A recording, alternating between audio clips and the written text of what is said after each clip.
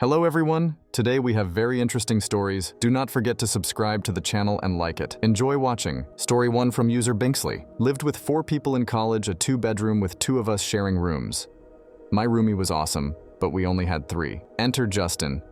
Justin was a hot shit sandwich, topped with a drug record and a rumored penchant for porn involving girls between 14-16, justifying it by claiming they are adults and America is just too uptight. These shitty traits, aside the roomie staying in the smaller room couldn't afford half the rent and knew Justin's girlfriend. So he moved in much to my protest. He hated me for calling him on his bullshit, and I hated him for well read above. I don't judge other women when they date assholes.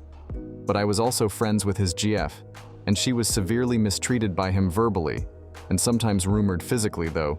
He's a pussy short stack and weak-muscled.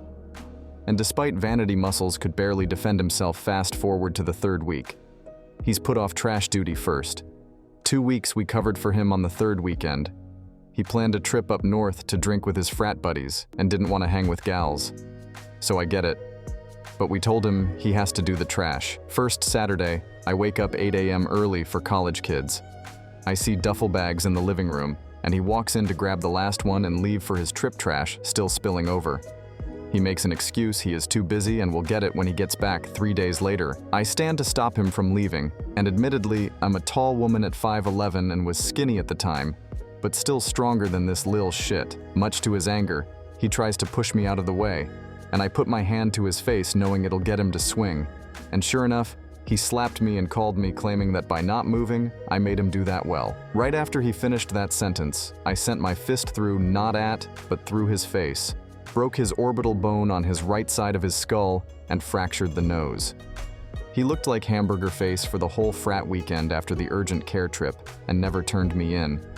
Claimed he fell skiing because he never could admit a girl whooped his ass joke was on him by the time he got back myself, and his then ex-GF had spread the word. And he never lived it down entirely to this day. It's in my top 3 proudest moments. I hate violence, but I love when I get to stick it to a monster and cause them a life of shame. Story 2 from user Sir Hapstance. I was going to lunch with my best friend and his younger brother, who was going through a rough time and was staying in a mental care facility since visiting hours, where we could pick him up and go somewhere, were limited. I felt a responsibility to take him to a place with a welcoming atmosphere so we could have a pleasant, enjoyable time or get into deep, positive conversation. The goal was to raise his spirits and get his hopes up again, especially since the staff at the care facility had a few questionable ideas about what was best for the healing process. But I digress. We go to the first place we come across, a casual American diner. It looks fine and not at all busy. Great, this will work. We walk past a "Please seat yourself" sign, and the middle-aged waitress tells us to sit wherever we like. At this point, I realize we're a bit out of place. 2 30-year-olds and a guy in his mid-20s walking into a restaurant that's currently only serving people decades older than us. But that's okay. I'm friends with a bunch of people in their 60s or 70s, so I don't feel uncomfortable. We look for a booth and decide to head to the back, away from the occupied tables, as we approach a spot that looks optimal for conversation we hear. And just where do you think you're going? We turn around to see our waitress glaring at us with a suspicious, fiery sneer. "Oh, is this section not currently open?" "I ask, you can sit here," she says while gesturing to the booths next to us. "But you can sit there." She is pointing at a large booth and table for big groups at the very back. It's another 10 feet from where we currently are. My adrenaline surges. It's one thing to be treated that way and be preemptively accused of some minor infraction. But now I'm thinking that our chance of enjoying a meal at a friendly mental health improving establishment is pretty much toast. She leaves for the kitchen and I'm just thinking, what the damn, my inner mama bear is roaring at me to come out. I turn to my friends and ask if they want to go, and after a moment's hesitation, we all determine that yes, we all do. We got up and passed the waitress as she was heading back toward us with menus. One of my friends told her we were actually heading out, and she looked confused and irritated. So I told her that what she did wasn't cool. We weren't even going to sit there by. So I guess I didn't actually lose my shit that time. At least not on the outside, but I always aim to be kind, patient, and a good tipper to service staff. Personal life rule after too many embarrassing restaurant experiences with an older relative. So me telling a server that I didn't like what they did and walking out is pretty extreme. Comparatively, we found another American restaurant 10 minutes away that had the best food I'd eaten in ages with the friendliest server we could ask for, and had a great time. Story 3 from user Platinum Dice. I still feel bad about it, but my mom is a huge control freak when it comes to trips or vacations. This time we went to Portugal, the islands where my family is from, and she was doing her thing, bossing people around, rushing us from place to place, so we could get to everything she had planned. My grandmother, her mother, was the reason for the trip. She was dying and wanted to go home one last time. It had been nearly 60 years since she left the island for Canada, and we pushed her around in a chair. The entire trip, my grandmother was very weak and kept asking us to go to her home village of Maria. It was in the plan, but near the end of the trip, sort of set up as a finisher before we left the island to return to Canada. Like the title says, I am normally very calm, and I don't raise my voice often, unless it's out of excitement or comedic effect. I shouted out over everyone who all wanted to go in different directions, see different places, and eat different food. Holy hard stop, shut the... That got everyone's attention. I threw my hand at my mother to point her out. We all appreciate your organization skills and for getting us here. But now that we are here, you need to step back a little. We got a dozen adults and a dozen teenagers here. We can take care of our goddamn selves. I waved my arm across the group of my cousins. You shit socks. Need to get your shit back in the sack. You're all over the place. Disrespectful ducks. We are here for a family vacation, and when we are done doing our family shit, then you can go and play in the ocean. Finally pointing at my grandmother, and I thought this trip was for her and Grandpa. She's getting weaker by the day and wants to go home. So we are going to load up into those tiny vans and drive to the other side of the island and put this lady in the ocean now, before she's too weak to do it later. Maybe if you stopped ignoring her for 5 minutes, you'd realize you're all being a bunch of dicks to her. We silently loaded up into the vans. I apologized to my mother, 'cause I know she just wants to help, and we got to the village there. My grandmother leapt out of the van to hug a 50-year-old armed, toothless, one-eyed man whom she used to babysit, and her neighbor. She was so happy she practically skipped through the streets to show us the house. She grew up in the bench, she got her first kiss, and the pools of ocean water caught in the rocks where she would swim. It was magical, but she burned herself out. She spent most of the trip resting with my mother and her sister, while the rest of us toured the island, played in the water, and got history lessons from my grandfather. That was the last week of August. She went into the hospital the day after we got back. She died the first week of October. My family is actually back there now, and my father reports that everyone is much better behaved this time around, and the trip is much more relaxing. Story 4 from user Less Miserables. When my attempt to change healthcare plans went awry, I had been unemployed, and after my severance healthcare plan ran out, I had worked long enough. I got healthcare for 6 months afterwards. I had to go on a healthcare exchange plan, which was a complete nightmare. 2 months later, I got a job, but new healthcare didn't kick in until March 1. I called the healthcare exchange hotline and asked what I needed to do to cancel my old healthcare plan. The rep started to cancel it. Right then and there, I stopped. Her told her not to cancel and hung up. I called back 3 times to confirm I still had coverage because I have done this before and knew full well that even though I said, "Do not cancel my plan," they would absolutely 100% cancel it too soon. After I was convinced they didn't cancel, I called back again. I was told I would simply have to call in and cancel whenever they could date it up to 30 days in advance for this exact reason. I called and talked to a manager because at this point, I was not convinced anyone there knew what they were doing. A manager assured me that yes, simply call in within 30 days of my new coverage starting, and they would take care of it. Keep in mind, I am calling the exchange, not the actual healthcare provider. In fact, I was specifically told not to talk to the provider for this issue, since the exchange was supposed to handle these things. Anyone reading this far already knows the story, towards the end of February. I dared not call earlier since I might have a repeat of what happened before. They would cancel the day I called. I even called in the meantime to confirm everything.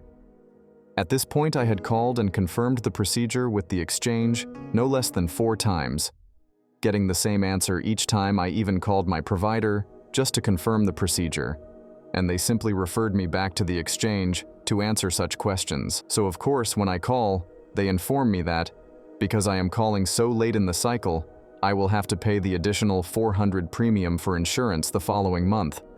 Even though I was already getting healthcare from my employer that month, I am going to lie and say I was calm when I informed them of my previous conversations. Of course, at this point, the exchange simply said, "You should have confirmed this with your provider," and started shifting blame to them, informing them that I had called the provider and they referred me back to the exchange. She simply stated that I wasn't correct. I got a manager, and at that point, she conferences the provider, the exchange, and myself together.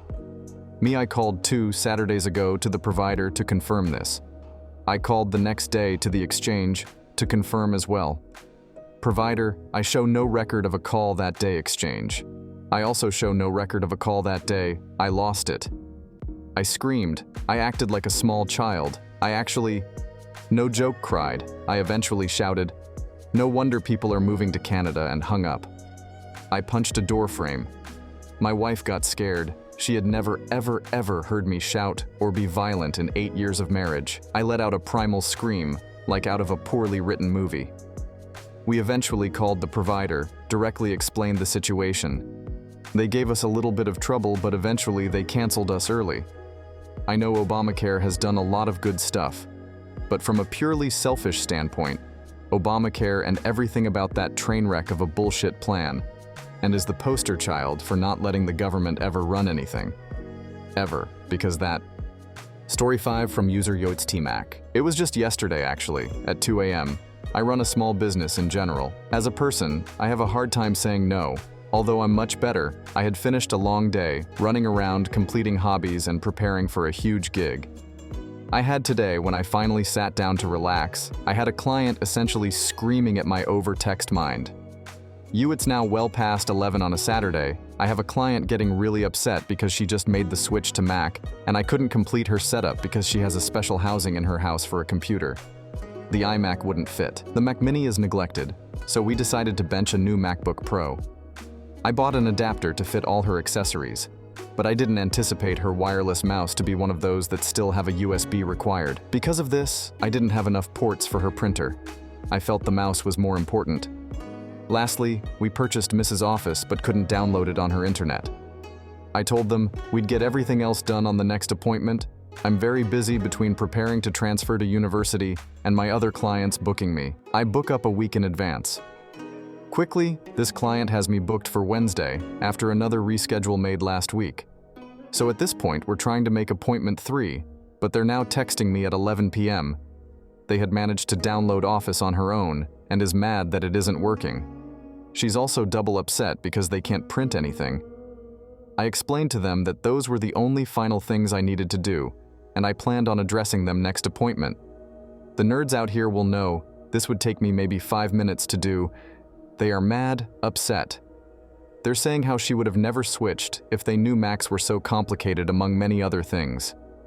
I have a pretty casual relationship with my clients, but I said something I should have filtered and said, "I think you're just upset because the only 2 things you happen to be attempting to do, you can't do," referring to using Office and printing. Seeing them panic. I gave them alternatives over the phone to get moving.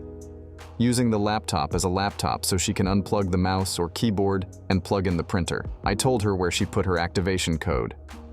No dice. That's fine, I have many clients like this. But I was trying to be flexible for them. I try again to be flexible. I offer to see them today. Sunday late after my pre-existing gig. She's asking for Monday. I'm saying goodbye to a dear friend. Monday I don't get much personal time these days.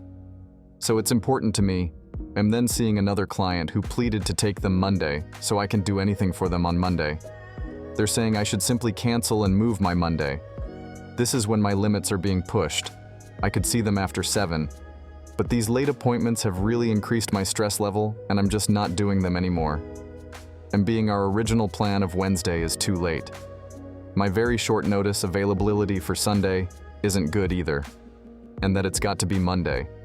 There's just no time. I can't move another client who booked well in advance, that they lost their appointment to another client. It just doesn't work that way.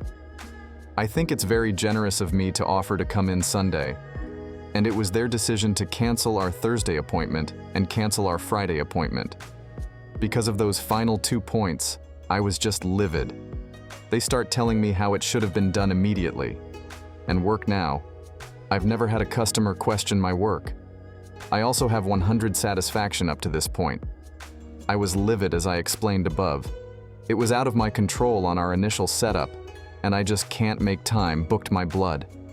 I tried to explain it, but I know I'm wasting my time. Showing is easier than telling. Needless to say, we settled on a higher rate for today. After my gig TLDR, a client postponed my appointment with them by rescheduling 3 times. They started panicking last night because they couldn't print and use Office. The last 2 things I needed to do, but couldn't due to unknown issues prior to setup, they had just switched to Mac. And because of this, are saying it was an awful decision and that Macs are too complicated. I try to walk them through the solutions, but they don't want to do them normal for my clients. Then they start questioning my work, and that's where I lost it. My blood pressure was way too high for my off time. Thanks for watching. Don't forget to like and write comments. See you later.